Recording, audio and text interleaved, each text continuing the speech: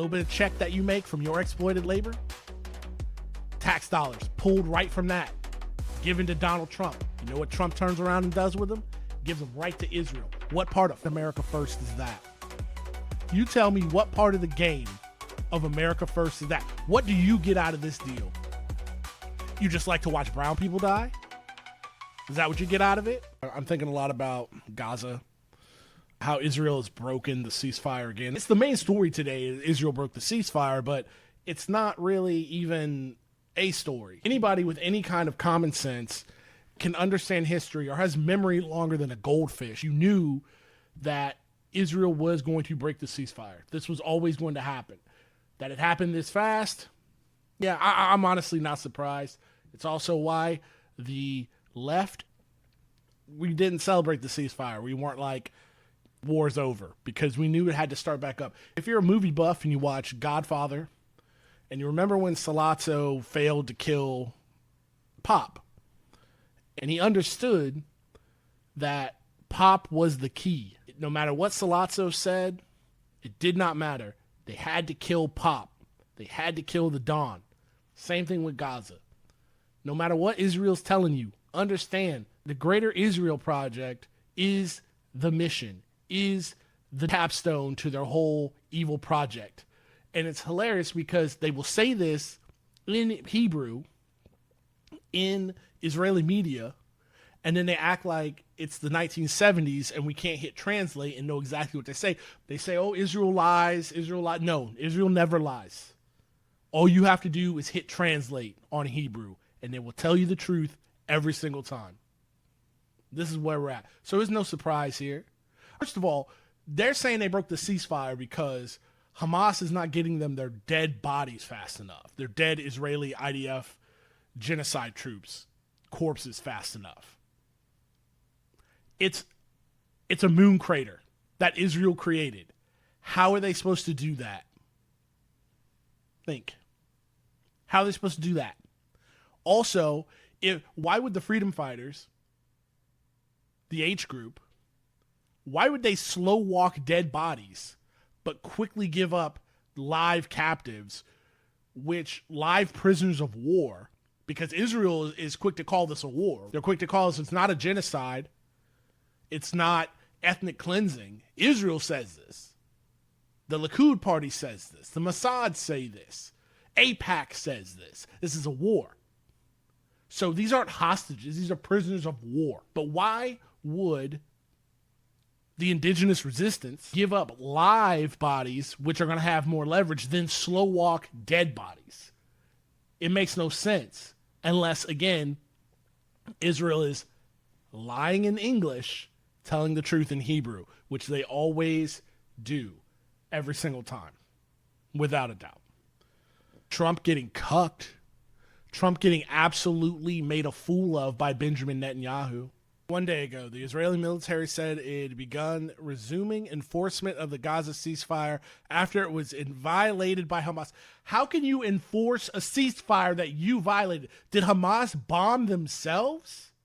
Did they do that? Did Hamas get into IDF American supplied fighter jets and drop bombs on themselves? This is 1984. This is the kind of language that would make Orwell just flip, do absolute crazy mode somersaults in his grave right now if he could hear this.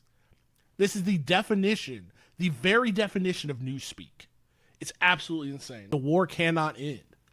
To Bibi Netanyahu and his party, the Likud party, the war cannot end, because if they did actually enforce a truce, if they did actually enforce a ceasefire, that is a loss. That is against the very founding of the genocidal ethno-state of Israel. So it cannot stand. So if Palestine, which it will be free, it will be unified Palestine from the river to the sea. It's just a matter of time now and how many people have to die before the game is given up.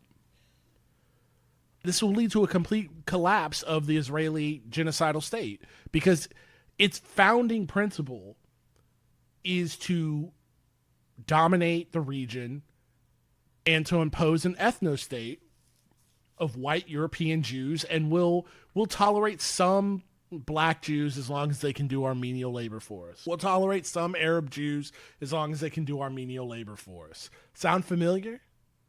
Sound a lot like America? It should, because they're using our blueprint. And they use it to colonize and subjugate the people around. Israel is saying, hey, you're not getting our dead bodies back to us fast enough. So therefore, we're going to create more dead bodies. In what fucking world does that make any sense? Unless, the only way it makes any sense, unless you're trying to do a genocide. That's where it makes sense. Unless this is what you want. You're just trying to put the squeeze on people so you can commit a genocide. All roads lead to genocide when we're talking to Israel. And don't say I don't cover both sides, because we're going to read from the Times of Israel right now. Trump says rebels stage deadly attack on IDF troops in Gaza, echoing Hamas claim. U.S. President claimed terror group's leadership may not be involved in the rambunctious shooting. Doesn't know if Israeli response strikes were justified, but truce is still in effect. So we've got anti-Semitic Hamas supporter Donald Trump, and I quote, these are his words, "As you know, they've been quite rambunctious. They've been doing some shooting, and we think maybe the leadership isn't involved in that." Trump told reporters aboard Air Force One, "We want to make sure it's going to be very peaceful with Hamas," he added. This is absolute 100% humiliation for Donald Trump. Now, I'm not saying Donald Trump doesn't care about Palestine, but he equally does not care about Israel. Donald Trump serves Donald Trump at the end of the day. This is absolutely humiliating for Trump. This is Donald Trump having a seat in the cuck chair while Israel does what they want with our money, with your tax dollars. And I need you to understand this. This is the part where you're going to have to, you're a Trump voter, you're a right winger. I don't want to make you feel bad. I'm not trying to we're past that, buddy. This is a big sandwich and we all have to take a bite now. But this is what I need you to understand. I'm going to go right to the camera. So I need you to get this. That cuck chair that I just mentioned, where Donald Trump is sitting there watching Bibi Netanyahu and the genocidal ethno state of Israel, America, you're sitting right next to him. Because what you do is you work 1, 2, sometimes 3 jobs.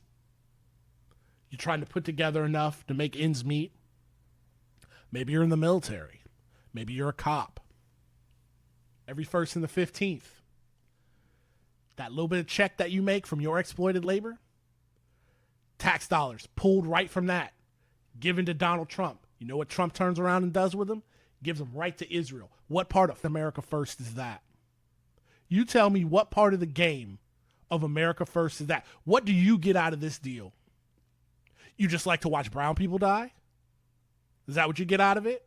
Are you willing to sacrifice? So you're going to look me in the eye and then look your kids in the eye and look your spouse in the eye and tell them, hey, honey, know that we don't have health care. We can't afford insurance. Can't afford groceries. Grocery prices haven't gone down.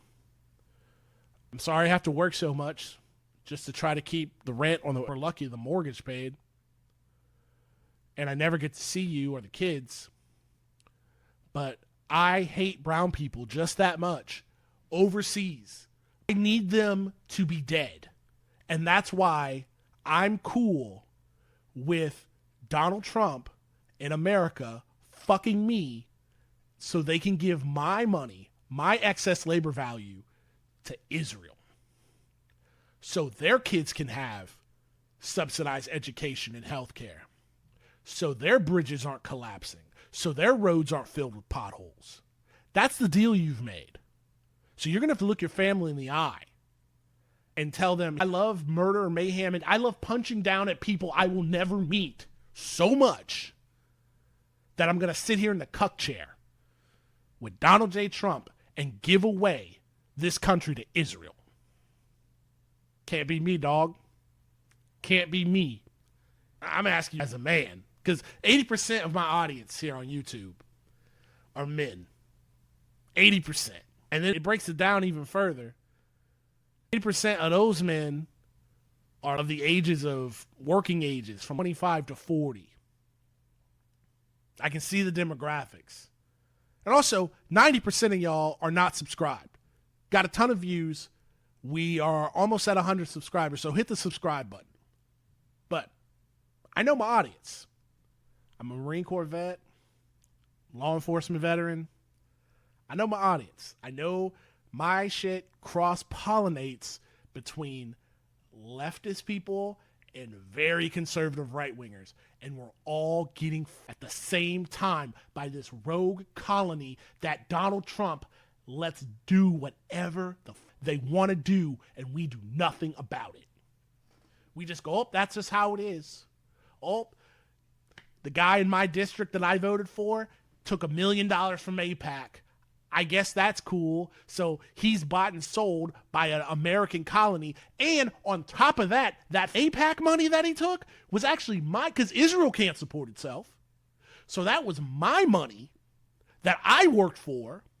Your money, I'm talking as you, that's your money that you worked for, taken from your taxes, given to Israel, and then they use that to pay off politicians that few over. Bruh, it is not the guy on the corner. It is not the guy running the halal cart. It is not a trans person. It is not a woman. It is not a black person. It is not a queer person. You need to start looking up at the people who dominate and exploit you every single day, and you refuse to stand up and do anything about it.